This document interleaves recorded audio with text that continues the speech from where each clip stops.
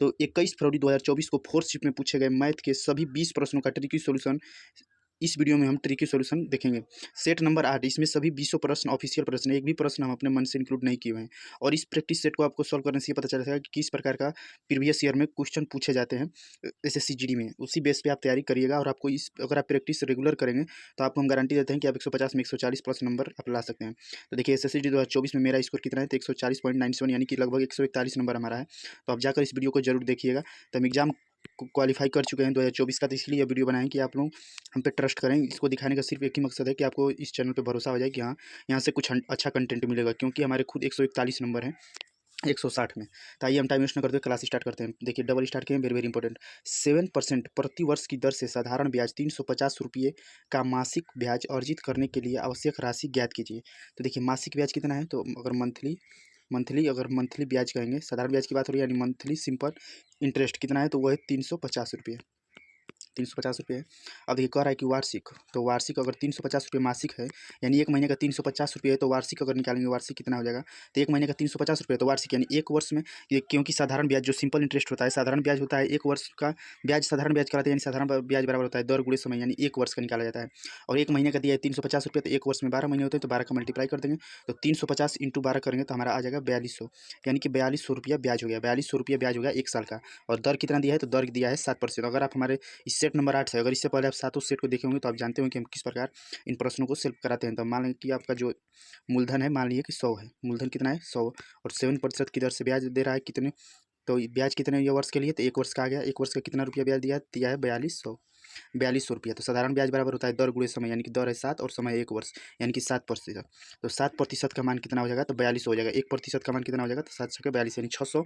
और 100 माने हैं तो 100 का मान, एक का मान हो गया 600, तो 100 का मान कितना हो जाएगा, तो 100 का मान हो जाएगा 60,000। 100 का मान कितना हो जाएगा, तो 100 का मान हो जाएगा 60,000। देखिए अगर आपका टारगेट है एसएससी जीडी 2025, तो देखिए अगर आप हमारे हिसाब से प्लान से स्टडी कीजिए, तो देखिए जिसमें टोटल इतना, तो आपको डेली अगर आप मिनिमम 7 आवर भी स्टडी प्लान करते हैं तो आप 140 प्लस नंबर आप आराम से गेन कर सकते हैं हमारी तरह। देखिए करंट अफेयर आपको डेली पढ़ना है आधा घंटा, और रीजनिंग आपको डेली 1 घंटा थ्योरी पढ़ना है और 1 घंटा प्रीवियस ईयर के प्रश्नों का प्रैक्टिस करना है और उसका एनालिसिस भी करना है। जैसे कि प्रैक्टिस के लिए आप हमारे चैनल से जुड़े रहते हैं, हम इस चैनल पर मैथ, रीजनिंग, हिंदी, जीके की सभी की शिफ्ट वाइज प्रीवियस ईयर प्रश्नों का हम सॉल्व करा रहे हैं। और जीके आपको 1 घंटा पढ़ना है, तो इस सभी को आप 7 आवर स्टडी प्लान को आप देख लीजिएगा। हम टाइम ज़्यादा वेस्ट नहीं करना चाहते हैं। अब देखिए आ जाते हैं क्वेश्चन पे। 4 घड़ियाँ 6, 8, 9 और 10 सेकंड के अंतराल पर बजती हैं। सभी घड़ियाँ एक ही समय पर बजती हैं। कितने मिनट के बाद वो फिर एक साथ बजेंगी। देखिए बताना है कितने मिनट के बाद। तो ऐसे प्रश्नों को क्या कहा जाता है, तो इनका सभी का एलसीएम लिया जाता है। तो 6, 8, 9 और 10 का एलसीएम कितना हो जाएगा, तो 6, 8, 9 और 10 इनका एलसीएम निकालिएगा, तो एलसीएम कितना हो जाएगा, तो एलसीएम हो जाएगा 360 सेकंड। तो 360 सेकंड, और बात कर रहा है कितने मिनट बाद, तो 360 को मिनट में चेंज करेंगे तो 1 मिनट में 60 सेकंड होता है, यानी मिनट के लिए इसके 60 से भाग कर देंगे, यानी कि 6 छक्का 36, यानी कि 6 मिनट बाद। तो कितने मिनट बाद फिर एक साथ बजेंगी, तो 6 मिनट बाद एक साथ बजेंगी। प्रश्न नंबर 3, और ये भी इंपॉर्टेंट प्रश्न है। और देखिए 2 कारें एक ही स्थान से चलना आरंभ करती हैं और विपरीत दिशाओं में यात्रा करती हैं। यदि एक कार 40 किलोमीटर प्रति आवर की गति से और दूसरी कार 50 किलोमीटर प्रति आवर से गति करती है, तो 5 घंटे बाद वे एक दूसरे से कितनी दूरी पे होंगी। तो देखिए कार मान ले रहे हैं ए एक कार हो गई जिसकी चाल कितना है, तो इसका चाल है 40 किलोमीटर पर आवर। और देखिए एक कार बी हो गई जो कार है विपरीत दिशा में, यानी कि विपरीत दिशा में कार है ना, तो अपोजिट हो जाएगा। तो अपोजिट कार बी हो गई, इसका चाल है 50 किलोमीटर पर आवर। और देखिए एक की दूरी निकालेंगे कि एक कार जो है वो कितनी दूरी तय की है, तो एक कार द्वारा तय की गई दूरी, तो दूरी बराबर होता है चाल गुणे समय। तो दूरी बराबर चाल कितना है 40, और समय का कितना लग रहा है, तो समय का रहा है कि 5 घंटे बाद। तो 5 घंटे यानी कि एक कितना है, तो 5 के 20 यानी कि 200 किलोमीटर। 200 किलोमीटर एक की दूरी आ गई। और बी की दूरी निकालेंगे तो बी कार द्वारा तय की गई दूरी 5 घंटे में, तो बी की चाल कितनी है 5, और ये 5 घंटे में यानी कि 25 यानी 250 किलोमीटर। तो ए ने तय किया 200 किलोमीटर और बी ने तय किया 250 किलोमीटर, दोनों को जोड़ देंगे क्योंकि कह रहा है ना कि एक दूसरे से कितनी दूरी पे होंगे 5 घंटे बाद, तो दोनों को जोड़ देंगे तो आ जाएगा 450 किलोमीटर। तो 450 किलोमीटर इसका सही आंसर हो जाएगा। देखिए ये सभी प्रश्न ऑफिशियल प्रश्न, हम एक भी प्रश्न अपने मन से इंक्लूड नहीं किए हैं। देखिए ये वेरी वेरी इंपॉर्टेंट प्रश्न, 5 स्टार प्रश्न है, तो ये भी इंपॉर्टेंट प्रश्न है। अब हम आ जाएंगे इस प्रश्न पे। अब देखिए प्रश्न देखेंगे 30% की वार्षिक ब्याज की दर से उधार ली गई एक निश्चित राशि 1 वर्ष के लिए चक्रवृद्धि ब्याज जो अर्धवार्षिक संयोजन और 1 वर्ष के लिए साधारण ब्याज जो वार्षिक है, साधारण ब्याज के बीच का अंतर 337.5 रुपया है, वह राशि क्या है। तो देखिए इसके लिए हम क्या करेंगे, तो मान लेंगे कि राशि कितनी है, तो राशि मान लीजिए 100 है। राशि मान ली 100 है। अब देखिए कह रहा है कि 30% की दर से, तो 30% की दर से 1 वर्ष के बारे में बात किया, 1 वर्ष, तो इसका साधारण ब्याज कितना हो जाएगा? तो साधारण ब्याज बराबर होता है दर गुणे समय, यानी कि 30 गुणे 1 यानी कि 30 हो जाएगा। साधारण ब्याज आ गया 30। अब हम निकालेंगे चक्रवृद्धि ब्याज, तो चक्रवृद्धि ब्याज निकालेंगे, तो चक्रवृद्धि ब्याज यहाँ से हम निकालेंगे। देखिए चक्रवृद्धि ब्याज तो ये क्या दिया है, तो दिया है 30% और समय दिया है 1 वर्ष। देखिए ये कहीं देखिए चक्रवृद्धि ब्याज के लिए लिखा है कि चक्रवृद्धि ब्याज अर्धवार्षिक है, अर्धवार्षिक है, तो इसे हम वार्षिक में बदलेंगे, तो वार्षिक में बदलेंगे तो ये जो दर होता है वो आधा हो जाता है, ये 30 ना होकर अब हो जाएगा 15% और समय दूना हो जाता है, यानी 1 वर्ष ना होकर हो जाएगा 2 वर्ष। अब देखिए CI यानी कि 2 वर्ष का जब भी आपका चक्रवृद्धि ब्याज निकालना रहेगा तो इसका फार्मूला होता है, 2 वर्ष का चक्रवृद्धि ब्याज निकालने के लिए हमारा फार्मूला है RT × R square, R square, R square में पॉइंट के बाद 2 अंक रहना चाहिए, तो आर स्क्वायर, आर यानी कि दर हो गया, तो दर क्या है, तो दर है 15, 15 का स्क्वायर करेंगे तो कितना आएगा, 15 का स्क्वायर करेंगे आ जाएगा 225, तो यहाँ पे 25 लिख लेंगे और 2 को हाथ में ले लेंगे। इसके बाद RT यानी दर गुणे समय करेंगे, तो 15 दूना का 30 और 2 हाथ से कितना हो जाएगा, तो 32, और देखिए 32.25 आ गया, तो ये साधारण ब्याज। अब क्या करना है, तो अब देखिए कह रहा है कि साधारण ब्याज के बीच के चक्रवृद्धि ब्याज, देखिए कह रहा है कि चक्रवृद्धि ब्याज और साधारण ब्याज के बीच का अंतर कितना है, 337.5 रुपया, यानी कह रहा है इन दोनों के बीच का अंतर 337.5 रुपया है। तो इसका दोनों के बीच का अंतर कितना है, तो ये देखिए साधारण ब्याज है 30 और ये है 32.25, यानी कि 2.25 अंतर है दोनों का बीच का अंतर, और ये रुपया में कह रहा है कि 337.5 रुपया है।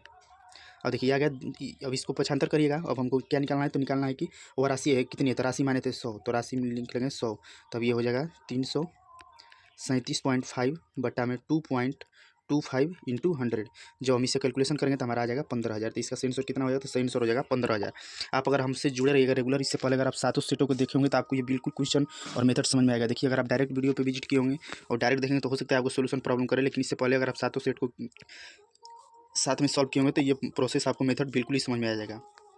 और हमारा टारगेट रहता है कि हम 30 मिनट में वीडियो कंप्लीट कर दें, क्योंकि देख रहे हैं अच्छे यूट्यूबर और बड़े बड़े यूट्यूबर क्या कर रहे हैं कि आलतू फालतू क्वेश्चन ला रहे हैं, 20 क्वेश्चन को ही सॉल्व कराने में 1 घंटे का समय ले रहे हैं, उससे कोई फायदा नहीं होगा। उससे क्या होगा कि आपको ज़्यादा समय लेने का आदत रहेगा, जो कि एग्जाम में आपको समय कम पड़ जाएगा, क्योंकि जानते हैं कि 80 क्वेश्चन आना है, जिसमें से 60 मिनट में 80 क्वेश्चन करना है, जिसमें 20 मैथ के, 20 रीजनिंग के और 20 हिंदी के और 20 जीके के, तो इसीलिए अपना टाइम मैनेजमेंट सही रखिए। तो आप इन प्रश्नों को, प्रीवियस प्रश्नों को जब भी प्रैक्टिस करें तो आप समय ज़्यादा से ज़्यादा 30 मिनट लें, और एग्जाम हॉल में आपको सिर्फ 20 से 22 मिनट का समय लेना है, नहीं तो आप नहीं कर सकते हैं अच्छे स्कोर। और आप हमारे से जुड़े रहेंगे तो मैथ में आप 20 में 18% बिल्कुल ही एक्यूरेसी के साथ सही कर सकते हैं। अब देखिए वेरी वेरी इंपॉर्टेंट प्रश्न, ये भी इंपॉर्टेंट प्रश्न, देखिए सभी प्रश्न प्रीवियस ईयर से है, एक भी हम अपने मन से इंक्लूड नहीं किए हैं। इसको सॉल्व करा रहे हैं इसलिए कि आपको ये ना लगे कि प्रीवियस ईयर के क्वेश्चन, देखिए प्रीवियस ईयर क्वेश्चन में भी दम था, टाइम टेकिंग थे। अब देखिए Z1 Z2 Z3 किसी काम को 100, 50 और 75 दिनों में पूरा कर सकते हैं, तो हम लिख लेंगे, लिख लिए Z1 Z2 और लिख दिए Z3।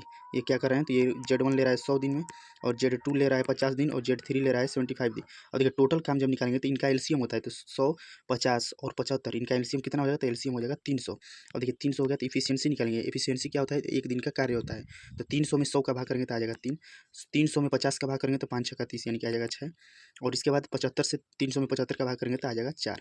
तो देखिए ये हमारा इफिशियंसी आ गया। अब आ जाएगा, तीनों ने मिलकर काम आरंभ किया, लेकिन जेड ने काम पूरा होने से 15 दिन पहले काम छोड़ दिया। तो जेड ने क्या किया कि जेड ने 15 दिन पहले ही काम छोड़ दिया। तो मान लीजिए, आप ध्यान से सुनेंगे बात को, अगर जेड ने 15 दिन पहले काम समाप्त होने से 15 दिन पहले अगर जेड ने छोड़ दिया तो जेड कौन सा, Z2 ने काम छोड़ दिया, तो Z2 ने अगर काम छोड़ दिया, Z2 ने छोड़ दिया, तो Z1 और Z3 तो 15 दिन काम किए होंगे, क्योंकि काम जब समाप्त होना था उससे 15 दिन पहले Z2 ने काम छोड़ दिया, प्रश्न दिया है, तो Z1 और Z3 तो काम किए होंगे, तो Z1 और Z3 का 15 दिन का काम निकालेंगे। तो Z1 एक दिन में 3 काम कर रहा है और Z3 एक दिन में 4 काम कर रहा है, यानी कि ये दोनों मिलकर एक दिन में 7 काम कर रहे हैं, तो 15 दिन में दोनों मिलकर कितना काम करेंगे, तो दोनों मिलकर 15 साथे 105, तो दोनों मिलकर 15 दिन में 105 काम कर दिए होंगे। अब 105 काम को माइनस कर दिया तो हमारा आ जाएगा 195। ये क्या है, तो ये है Z1 प्लस Z3 का 15 दिन का कार्य है, कितने दिन का, तो 15 दिन का कार्य है, क्योंकि देखिए जेड को है ना कि तीनों ने काम आरंभ किया और Z2 ने काम छोड़ दिया, तो Z2 ने 15 दिन पहले छोड़ा था, Z1 और Z3 ने तो नहीं छोड़ा था, इन्होंने किया था, तो इनके काम को माइनस कर दिया। अब जो बचा काम उसको सब लोग को मिलाकर करा देंगे, क्योंकि इससे पहले जो भी काम हुआ उसमें तीनों लोग मिलकर काम किए थे, तो बचा है कितना काम, तो बचा है 195 काम। अब इसमें तीनों लोग मिलकर काम किए होंगे, तभी ना ये 15 दिन जो 15 दिन काम समाप्त होने से पहले Z2 काम छोड़ दिया, यानी कि इससे पहले तो वो साथ में रहा होगा, तो इस Z2 के जो 15 दिन पहले छोड़ दिया, तो ये 15 दिन काम को Z1 और Z3 से कराएंगे, काम को माइनस कर दिया, जो काम बचा उसको हम तीनों से करा देंगे। तब देखिए 6 4 10 और 3 13 काम एक दिन में ये तीनों लोग मिलकर करेंगे। जब इससे कैलकुलेशन करेंगे तो हो जाएगा 13 कम 13 और 13 पंचे 65, 15 दिन आ गया। और एक क्वेश्चन कर रहा है कार्य कितने दिनों में पूरा हुआ, यानी कि काम कितने दिनों में पूरा हुआ, तो देखिए 15 दिन तो यहाँ पे लगा था, Z1 और Z3 15 दिन काम किए थे और 15 दिन ये मिलकर हो गया, तो दोनों काम को जोड़ देंगे तो कितना दिन काम, तो कार्य कितने दिनों में पूरा हुआ, तो कार्य हमारा 30 दिनों में पूरा हो गया।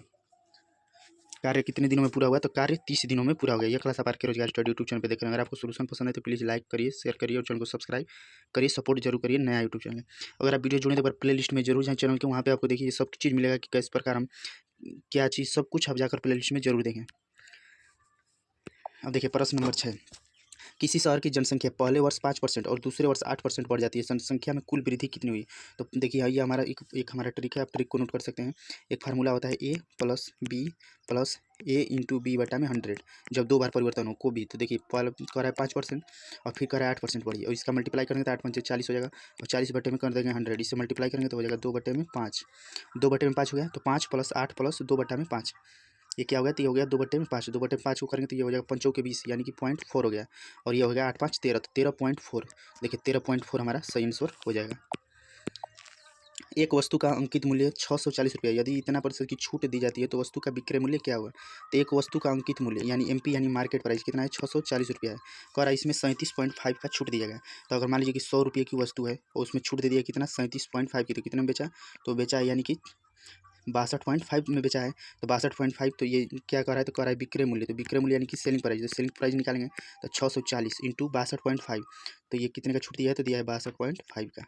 ये कह रहा है ना कि 37% की छूट दिया, तो 37% का छूट दिया तो बचा कितना, तो यानी बेचा 62.5 में।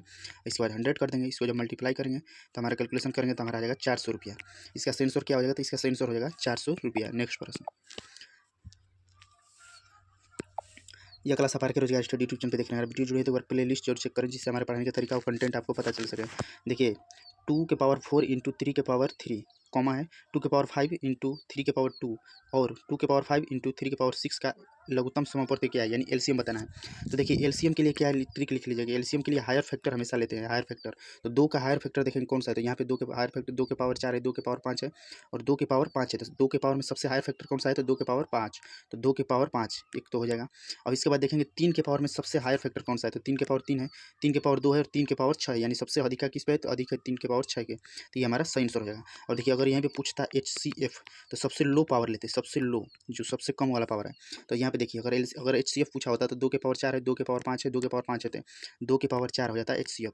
और अगर पूछता है इसका सेकंड वाले का, तो इसमें देखेंगे 3 के पावर 3, 3 के पावर 2 और 3 के पावर 6 यानी कि 3 के पावर 2, ये हमारा इसका HCF हो जाता है। तो आने वाले शिफ्टों में एग्जाम में ऐसे ही प्रश्न पूछे जाएंगे। और देखिए SSCD 2024 DB PST देखिए हम देने गए थे, तो देखिए हमारे सेंटर पर कैसे क्या हुआ, किसे एंट्री हुई, कितने लोग पास हुए, कैसे क्या हुआ, सब कुछ आप जाए देखने के लिए इस थंबनेल में ये वीडियो है, आप जाकर देख सकते हैं। तो ये हम खुद गए थे तो हम देकर आए, तो इसीलिए वीडियो बनाए हुए, आप जाकर देख लीजिए। सुरेश एक कार्य को 36% की हानि पर बेचता है, क्रय मूल्य और विक्रय मूल्य का अनुपात क्या है।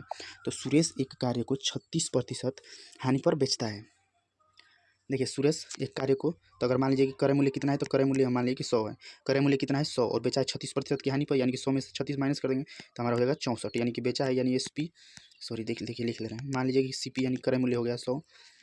अब सेलिंग प्राइस को आ रहा है कि 36% हानि पर बेचा है, तो 100 में से 36 माइनस करेंगे यानी 64 रुपये में बेच दिया है। तो कह रहा है कि क्रय मूल्य और विक्रय मूल्य का अनुपात, तो क्रय मूल्य कितना है 100 और विक्रय मूल्य कितना है, तो 100 और विक्रय मूल्य कितना है 64, तो 100 बटा में 64 करेंगे, तो इसे जब कैलकुलेशन करेंगे तो 4 से करेंगे 25 चौके 100 और ये हो जाएगा 25 चौके 100 हो जाएगा, 16 चौके 64, यानी सही आंसर हो जाएगा 25 संबंध है 16, इसका सही आंसर हो जाएगा। प्रश्न नंबर 10, 2022 में इस एक शहर की जनसंख्या इतनी थी, एक वर्ष बाद शहर ए की जनसंख्या बढ़कर इतना हो गई, जनसंख्या में वृद्धि कितना हुई है। तो प्रतिशत वृद्धि निकालना है, तो कितना हुआ है 62,500 से बढ़कर हो गया 75,000, यानी कितने की वृद्धि हुई है, तो वृद्धि हुई है 1250, 62,000 से ये हो गई है 75,000, यानी कि 12,500 वृद्धि हुई है। 12,500 पहले कितनी थी, तो थी 62,500। इसके बाद प्रतिशत निकालना है, तो प्रतिशत के लिए 100 कर देंगे, तो 00 से 00 गायब। इसके बाद इसको कैलकुलेशन करेंगे तो हमारा आ जाएगा 20%, इसका सही आंसर कितना हो जाएगा, तो सही आंसर हो जाएगा 20%। नेक्स्ट प्रश्न, देखिए यह क्लास आप आर के रोजगार स्टडी यूट्यूब चैनल पे देखने, अगर आप वीडियो चुने तो एक बार प्ले लिस्ट जरूर चेक करें। एक गोलार्ध का व्यास 21 सेंटीमीटर है, गोलार्ध का कुल पृष्ठीय क्षेत्रफल कितना है। SSCGD के प्रत्येक शिफ्ट में सिर्फ एक प्रश्न आ रहा है, थोड़ा सा मेंसुरेशन का। इसके बाद 19 प्रश्न टोटल ही अंकगणित है यानी अरिथमेटिक के रह रहे हैं, और एक प्रश्न सिर्फ मेंसुरेशन का है, और वो भी फार्मूला बेस्ड है। अगर आपको फार्मूला पता है तो आप आराम से कर सकते हैं। देखिए व्यास दिया है कि 21 सेंटीमीटर है, तो व्यास अगर 21 सेंटीमीटर है तो त्रिज्या क्या होता है, त्रिज्या होता है त्रिज्या R जिसे कहते हैं, स्मॉल r। तो त्रिज्या जो होती है वो व्यास की आधी होती है, व्यास की आधी है, यानी कि 21/2, यानी कि त्रिज्या कितनी हो जाएगी, तो त्रिज्या हो जाएगी 10.5। अब कह रहा है गोलार्ध का कुल पृष्ठीय क्षेत्रफल, तो गोलार्ध का कुल पृष्ठीय क्षेत्रफल का फार्मूला क्या होता है, तो वो होता है 3πr²। गोलार्ध का कुल पृष्ठीय क्षेत्रफल का फार्मूला होता है 3πr²। अब इसमें देखिए, इसमें रख देंगे मान को तो रख देंगे तो 3 इंटू पाई का मान देखिए, एक होता है 22/7 और एक होता है 3.14, और इसके बाद 3 पाई आर स्क्वायर यानी कि आर का मान है 10.5, तो इसका स्क्वायर कर देंगे, इसका स्क्वायर कर दिए। इसके बाद कैलकुलेशन कर रहे हैं, तब देखिए हो जाएगा 3 इंटू 14 इंटू 10 के पावर इसको करेंगे तो ये हो जाएगा 110.25। इसके बाद 3 इंटू 3 4 6.185 आ जाएगा, इन दोनों का मल्टीप्लाई कर दिए, और इसके बाद दोनों को इसको फिर मल्टीप्लाई कर देंगे तो हमारा आ जाएगा 38.55 सेंटीमीटर स्क्वायर। तो लगभग कितना आ गया, तो लगभग आ गया 1039.5 सेंटीमीटर स्क्वायर। ये हमारा सही आंसर हो जाएगा। नेक्स्ट प्रश्न, यदि 4m बराबर 5n बराबर 20c तो mnc का मान क्या है। अगर आप वीडियो जुड़ने पर प्ले लिस्ट जरूर चेक करें, इस प्ले लिस्ट में हमको बताएं कि DBPST में कैसे क्या क्या हुआ, मेडिकल सब इन्फॉर्मेशन दिए हैं। और इसके बाद देखिए हम मैथ में रीजनिंग में कहें कि अगर आप हमारे प्ले लिस्ट से जुड़ेंगे, वीडियो को सपोर्ट करेंगे तो 20 में 20 आपको सही कराने की गारंटी दे रहे हैं। और अब हमारे प्ले लिस्ट से जुड़ेंगे तो हिंदी भी आप 20 में 19 सही प्रश्न कर सकते हैं। जीके आप 20 में 12 प्रश्न सही कर सकते हैं। कम्युनिटी में जाकर देखें, हम जीके में एक से एक अच्छे क्वेश्चन पूछते हैं और उसमें एक ही प्रश्न में हम 10-10 आंसर बताते हैं। और आप मैथ में हमसे जुड़े रहेगा तो 18 से 20 प्रश्न बिल्कुल ही सही कर पाइएगा। तो ये नया यूट्यूब चैनल, आप लोग वीडियो को सपोर्ट करिए। अगर आप लोग सपोर्ट नहीं करेंगे तो टाइम वेस्ट होता है टाइपिंग करने में और फिर सोल्यूशन के लिए, क्योंकि हम पहले खुद सॉल्व करते हैं, इसके बाद आप लोगों को सॉल्व कराते हैं। तो अगर आप लोग वीडियो को सपोर्ट नहीं करेंगे तो हमको मजबूरन ये सीरीज़ बंद करना पड़ेगा। तो अगर आपके ऊपर है कि आप क्या सोल्यूशन जारी रखना चाहते हैं या फिर बंद करना चाहते हैं। प्रश्न नंबर 12, क्योंकि हमारा टारगेट होता है कि हम 30 मिनट में वीडियो कंप्लीट कर दें, और चैनलों जैसा नहीं है कि 1 घंटा हम फालतू का वीडियो पढ़ाते रहें। अब देखिए 4m, तो ऐसे प्रश्नों को अगर आप नए स्टूडेंट हैं इसे लिख लीजिए, 4m बराबर 5n। ये क्या होता है कि ये इधर जाता है तो ये इसके बटा में आता है, यानी कि m बटा में जब n निकालेंगे तो हमारा आ जाएगा 5/4। तो अब देखिए लिख ले रहे हैं m n और c, तो m और n यानी उल्टा कर देते हैं तो ये हो जाएगा 5/4। n और c, तो जब n और c निकालेंगे तो n और c का जब कंपेयर करेंगे तो ये उल्टा कर देंगे, यानी कि ये हो जाएगा 20 और ये हो जाएगा 5। देखिए 5 के 20 कट गया, यानी कि ये भी बन गया 4:1। तब देखिए m कितना हो गया, तो m हो गया 5 और n कितना आ गया 4 और c कितना आ गया m, यानी 5 4 1 इसका सही आंसर हो जाएगा। नेक्स्ट प्रश्न, ये प्रश्न इंपॉर्टेंट है, ये अभी सेट नंबर 8वां चल रहा है, इस समय यह प्रश्न पहली बार आया है, ये ऐसा प्रश्न है। तो इससे पहले 7 शिफ्टों में ऐसे प्रश्न नहीं पूछे हैं। देखिए 58 के पावर 29 को 5 से डिवाइड करने पर शेष क्या आएगा। तो देखिए ऐसे प्रश्न क्या करेंगे, 58 को पहले भाग कर लीजिए किससे, 5 से। तो 5 से भाग करेंगे तो 11 पंचे 55, यानी कि आ जाएगा 3। अब देखिए 3 के पावर क्या बचेगा, तो 3 के पावर बच जाएगा 29, पावर को इस पर डाल दिए। अब देखिए क्या होता है, प्रोसेस की जो पावर होता है उसे 4 से डिवाइड करना होता है, जो घातांक होता है उसे 4 से डिवाइड करना होता है, जो शेष बचता है उसी को पावर में डालते हैं। तो इसे 4 से डिवाइड करेंगे तो कितना आएगा, 4 7 28, यानी पावर कितना बचा 1। तो अब इसका सही निकलेगा तो क्या आएगा, 3 के पावर 1। तो जब 3 के पावर 1 करिएगा तो शेष कितना आएगा, तो इसका सही आंसर हो जाएगा 3 के पावर 1 यानी कि 3। नेक्स्ट क्वेश्चन, 5 संख्याओं का औसत 36 है। 5 संख्याओं का जो है वो औसत कितना है, तो 36 है। तो 5 संख्याओं का औसत कितना है, 36। तो 5 संख्याओं का औसत कह रहा है 36, यानी कि योग बराबर होता है संख्या गुणे औसत। तो 5 संख्याओं का औसत कितना है, 36। तो योग निकाल देंगे तो योग आ जाएगा 180।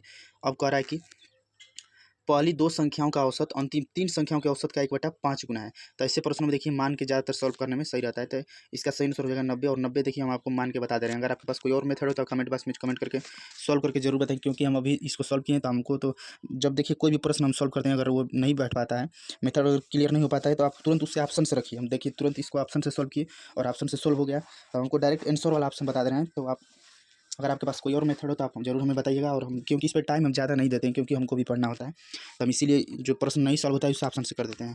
तो देखिए ऑप्शन हम मान लिए 90। तो कह रहा है पहली 2 संख्याओं का योग कितना है, तो पहली 2 संख्या, तो पहली 2 संख्या का योग मानेंगे। तो जब पहली 2 संख्या, तो पहली 2 संख्या का योग कितना है, 90।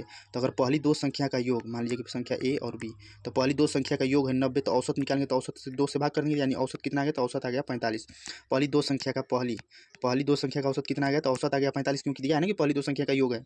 योग क्या है, तो योग मान लीजिए कि पहली 2 संख्या का, मान लीजिए कि पहली जो 2 संख्या है ए और बी, उनका योग है 90, और इसका औसत निकालिए तो औसत बराबर होता है पदों का योग बटा पदों की संख्या, तो औसत निकालिए तो 45 आ गया। इसके बाद कह रहा है कि जब पहले 2 संख्याओं का योग 90 है तो अंतिम 3 संख्याओं का, और देखिए तो जब पहले 2 संख्याओं का योग कितना है, तो 90 है, और टोटल 5 संख्या है, 5 संख्याओं का योग कितना है, 180। देखिए यहाँ पे दिया है ना कि 5 संख्याओं का योग 180 आ गया है। तो 5 में से 2 घटाएंगे, यानी कि 3 संख्याओं का योग कितना बचा, तो 3 संख्याओं का योग बचा 180 में से 90 जाएगा, यानी कि 90। और 3 संख्याओं का योग बचा जब 90, तो तीनों संख्याओं का जब औसत निकालेंगे तो औसत बराबर होता है पदों का योग बटा पदों की संख्या। 3 संख्याओं का योग आया है, देखिए तीनों संख्याओं का योग आया है 90, तो जब तीनों संख्याओं का औसत निकालेंगे तो 3 से भाग कर देंगे, यानी कि 30 आ जाएगा। अब देखो कह रहा है कि पहली 2 संख्याओं का योग जो है देखिए पहली दो संख्याओं का औसत अंतिम तीन संख्याओं के औसत का 1/5 गुना है। तो औसत देखेंगे तो पहली दो संख्याओं का औसत कितना है 45 और अंतिम तीन संख्याओं का औसत कितना है 30। तो इससे कितना गुना है तो 30 से 45 कितना गुना है तो 1.5 गुना है, बिल्कुल 1.5 गुना है। 30 का कितना है 30 का 1.5 गुना, जब 1.5 गुना करेंगे तो देखिए हमारा क्या ना 15×3=45, यानी कि हमारा ऑप्शन बिल्कुल ही सही आंसर है। इसी प्रकार आप ऑप्शन एलिमिनेट करके या ऑप्शन से भी प्रश्नों को आप सॉल्व कर सकते हैं। प्रश्न नंबर 15, अमन एक काम को 28 दिनों में कर सकता है। तो देखिए अमन जो है वो एक काम को कितने दिनों में कर सकता है, तो अमन एक कार्य को 28 दिनों में कर सकता है। 28 दिन मान लिए, तो जब अमन एक कार्य को काम कर रहा है और अकेला है तो टोटल वर्क ये जो ये है यही हो जाएगा 28 हो जाता है। इसके बाद एफिशिएंसी होता है तो इसमें भाग दिया जाता है, तो 28 में इसके भाग देंगे तो एफिशिएंसी आ जाएगा 1, यानी अमन एक दिन में एक काम करता है। और देखिए कह रहा है ना कि अमन एक काम को 28 दिनों में काम कर सकता है, कुल काम का कितना भाग 8 दिनों में कर सकता है। तो अमन एक दिन में कितना कार्य कर रहा है 8, 1 और 8 दिन में कितना कार्य करेगा, तो अमन एक दिन में एक काम कर रहा है तो अमन 8 दिन में 8 काम करेगा। और टोटल कह रहा है ना कि कुल काम का कितना भाग अमन 8 दिनों में करेगा, तो 8 दिन में अमन 8 काम करेगा और कुल काम का कितना भाग, यानी कुल काम करना है 28, तो ये कितना हो जाएगा, तो ये हो जाएगा 2 से 4 से करेंगे तो 4 दूनी की 8 और 4 सत्ते 28, यानी कि 2/7, 2/7 इसका सही आंसर होगा। इन आप प्रश्नों के प्रैक्टिस के लिए आप हमारे पहले टेलीग्राम ग्रुप से जुड़े, वहाँ से हम वीडियो प्रोवाइड करने से पहले वहाँ पे हम PDF सेंड कर देते हैं। इसके बाद वहाँ से प्रैक्टिस करिए, इसके बाद सोल्यूशन के लिए वीडियो को देख सकते हैं। यह क्लास आप आर के रोजगार स्टडी यूट्यूब चैनल पे देख रहे हैं। अगर आप वीडियो जुड़े तो प्ले लीजिए चेक करें, जिससे आपको कंटेंट और पढ़ाने का तरीका पता चल सके। एक खिलौने की मूल कीमत $25 है, लेकिन यह 30% छूट के साथ बिक्री की जाती है, तो बिक्री मूल्य कितना है। तो ये कह रहा है कि उसका क्रय मूल्य यानी कि CP कितना है, तो CP है $25। 25 क्या है $25 है, यानी मान लीजिए 25 रुपया। और कह रहा है कि SP यानी कह रहा है कि 30% छूट पर बेची जाती है। SP यानी कि सेलिंग प्राइस कितनी छूट पर दे रही है, तो दे रहा है 30%, यानी 100 की वस्तु को 30% छूट पर दे रहा है, यानी कि 100 में से 30 माइनस करेंगे यानी कि 70 में दे रहा है। प्रतिशत के लिए 100 कर देंगे। अब इसको करेंगे तो ये हो जाएगा 0 से 0 कट गया और 5 दूनी के 10 हो जाएगा, 5 5 25 हो जाएगा। ये आ गया 35/2, यानी कि 17.5, 17 दूनी 34 35, हाँ $17.5 इसका सही आंसर हो जाएगा।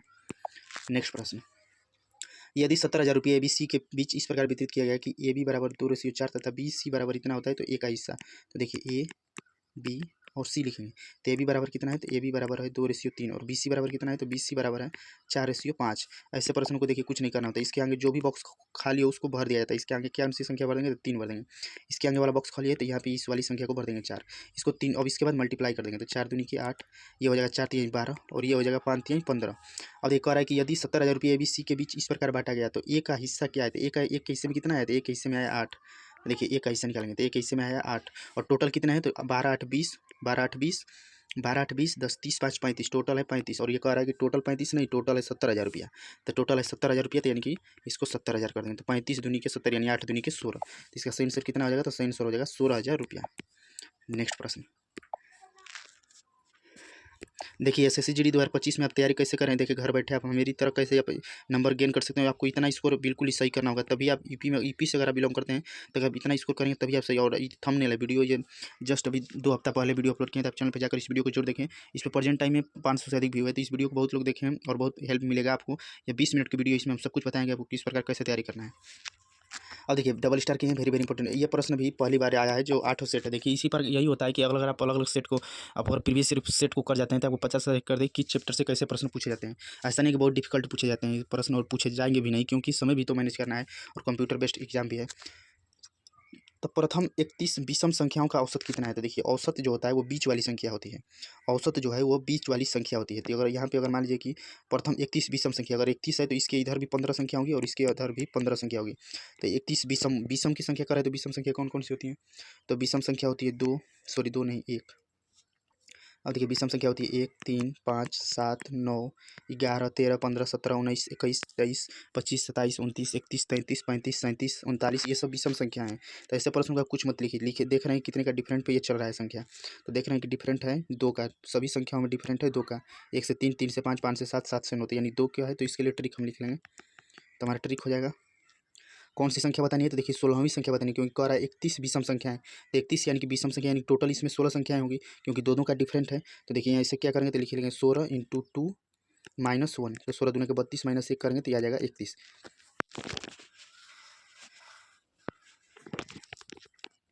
तो इसका सही आंसर क्या हो जाएगा, तो सही आंसर हो जाएगा 31। प्रथम 31 विषम संख्याओं का औसत क्या हो जाएगा, तो औसत होती है बीच वाली संख्या, यानी कि 31 हो जाएगी।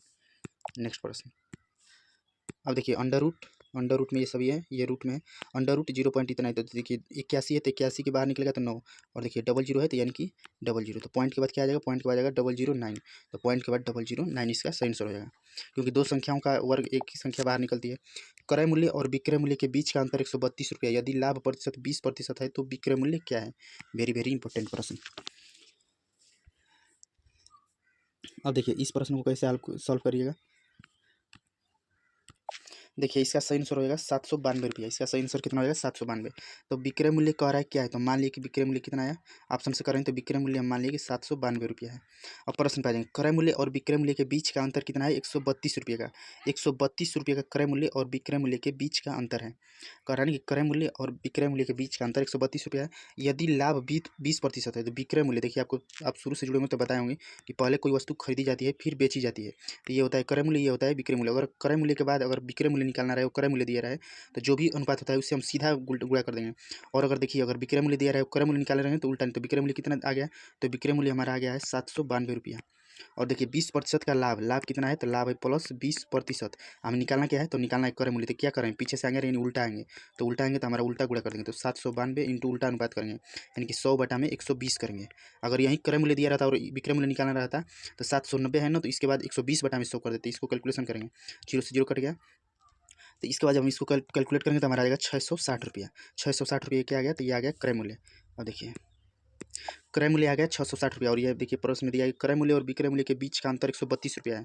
तो अगर क्रय मूल्य और विक्रय मूल्य का बीच का अंतर 132 रुपया है, तो देखिए हमारा विक्रय मूल्य कितना है, तो विक्रय मूल्य है 792 रुपया, और क्रय मूल्य कितना है, तो क्रय मूल्य आ गया 660 रुपये, इनका अंतर करेंगे तो कितना आएगा, तो अंतर देखिए 132 रुपया आ जा रहा है, और यहाँ पे दिया भी है कि क्रय मूल्य और विक्रय मूल्य का अंतर 132 रुपया है, तो बिल्कुल 132 रुपया आएगा, इसका मतलब ये ऑप्शन हमारा सही है। इसी प्रकार आप जो प्रश्न मेथड न सॉल्व हो पाए तो वैसे आप प्रश्न को आप ऑप्शन एलिमेंट करके और ऑप्शन से सॉल्व कर सकते हैं। तो थैंक्स फॉर वाचिंग, वीडियो देखने के लिए धन्यवाद। वीडियो को लाइक करिए, शेयर करिए और चैनल को सब्सक्राइब करिए, और कमेंट बॉक्स में कमेंट करके वीडियो से रिलेटेड अपनी राय जरूर दीजिए।